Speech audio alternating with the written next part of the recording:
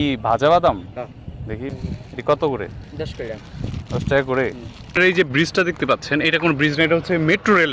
ওই লঞ্চ, বট গাছ, এখানে সবই আমাদের ঘোরা হয়েছে। তুমি বুঝলা কেমন এখানে মাছ থাকতে পারে? ভাই এখানে কি কি চা আছে? আচ্ছা, এটি সরপুটি না? হ্যাঁ একদম টাটকা মাছ, 250 টাকা কেজি। হ্যালো গাইজ, আজকে আমি এমন একটি জায়গায় এসেছি যেখানে মন ভালো করে দেওয়ার জন্য এই পরিবেশটি যথেষ্ট। প্রত্যেকটা জায়গায় প্রকৃতি, পানি, নৌকা, অন্যান্য মানুষ এবং বাতাস, পরিবেশটা একদম অসাধারণ। এই জায়গার পরিবেশটা এতটা মনোমুগ্ধ করবে, পুরো বাতাস দিয়ে পরিপূর্ণ, অসাধারণ আজকের ওয়েদার।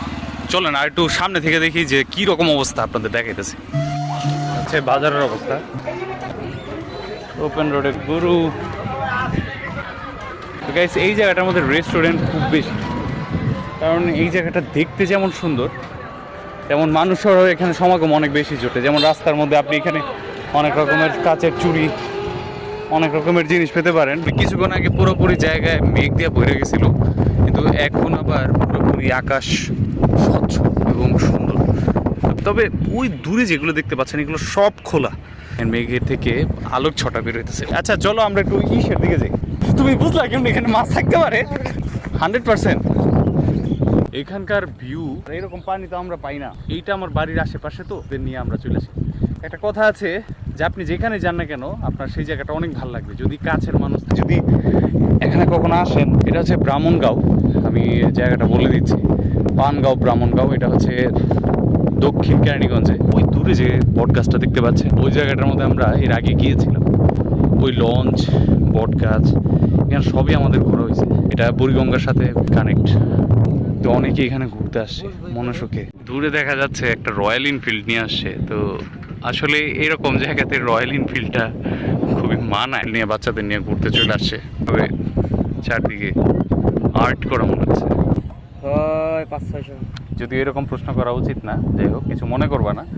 আমিও নিজেও একটা ক্যাফে আছে আমার, মানে ছোটোখাটো একটা ক্যাফে আছে, এখানে অনেকে আসে। কি ভাজা বাদাম? দেখি একটু নামাও, এটি কত করে? 10 টাকা। 10 টাকা করে। ঠিক আছে, একটা আমরা খাই নাকি? টাকার দাও দেখি। ঠিক আছে ভাইয়া, আপনার কাছ থেকে আসলে সেলিং করতে হয়, ছোট থেকে বের হওয়া উচিত। আমি বের হয়েছি 22-23 বছরে, সেল করা মানে নিজেকে কর্মব্যস্ত করা শুরু করছি। আমার মনে হয় আরও আগেও হওয়া উচিত, পড়াশোনার ফাঁকে ফাঁকেও কিছু করা উচিত। কি বলছে, অনেক সেল হয়ে যেতেছে, দিকে থেকে সেল করতেছে এক এক জায়গায় বাদাম। এখানে বাদাম চলাটা স্বাভাবিক, তাই না? আপনার এই যে ব্রিজটা দেখতে পাচ্ছেন, এটা কোনো ব্রিজ না, এটা হচ্ছে মেট্রো রেলের। বা এখানে কি কি চা আছে? চায়ের লিস্ট ক্রিয়েট করছে, পানিপুরি খুব ভালো। ফুচকা খাই আমরা নাকি? ফুচকা না খাবো না, শুধু খাওয়া দাওয়া হবে। এখানে একটা জিনিস খেয়াল করলাম, আমার ক্যাফেতে যখন মানুষজন যায় বসে, তো আসলে প্রতীক্ষা জিনিসটা খুব অন্যরকম লাগে। খাবারের ক্ষেত্রে প্রতীক্ষা কষ্টদায়ক মনে হয়, কিন্তু আসলে আমাদের কিছু জিনিস বোঝা উচিত, কারণ একজন ব্যক্তি বানাচ্ছে এখানে ফুচকা। তো আমাদের কিন্তু এতটা তাড়াহুড়ো করলে চলবে না, আমাদের একটু সময় নিয়েই একটু ওয়েট করা উচিত। মিনিমাম 10 মিনিট তো সময় দেওয়া উচিত।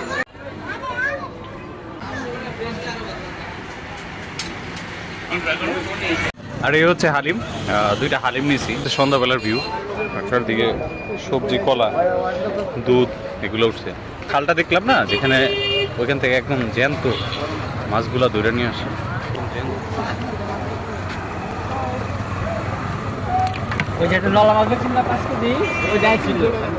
একদম টাটকা মাছ। আচ্ছা, এটি সরপুটি না? এই খামারে আর কি, না এই খামারই করছে, এই যে এদিকে মনে হয় ওই করছে। উনি বলতেছে আর কি শর্টকুটি দেখতে সুন্দর, কিন্তু মানে খেতে টেস্ট কম।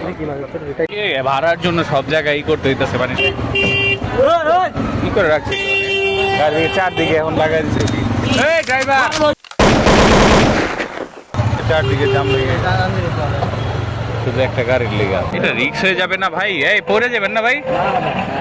ঠিক আছে, আবার পড়ে গেলে তো ঝামেলা। এই সন্ধ্যাবেলার ভিউ অসাধারণ। আমাদের সাথে একজন নেমে যাব, আর বললাম ভাড়া দিতে না। দেখা হচ্ছে নেক্সট ভিডিওতে, ততক্ষণ পর্যন্ত ভালো থাকবেন।